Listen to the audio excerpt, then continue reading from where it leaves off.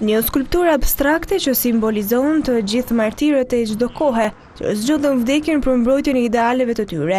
Kjo është vepra më e re e skulptorit Vladimir Caridha, e vendosur në bulevardin kryesor Aqif Pasha në Elbasan. Ai thotë se vepra i kushtohet jo vetëm martirëve të periudhës komuniste në vend, por edhe më gjerë, si dhe përfaqëson martirizimin e individit për hir të idesë. Vepra i kushtohet martirëve të gjitha kohërave, nuk ka datë. Edhe mënyra simbol që zgjidhun është një kohë pa përcaktuar kohë, pa përcaktuar moshë.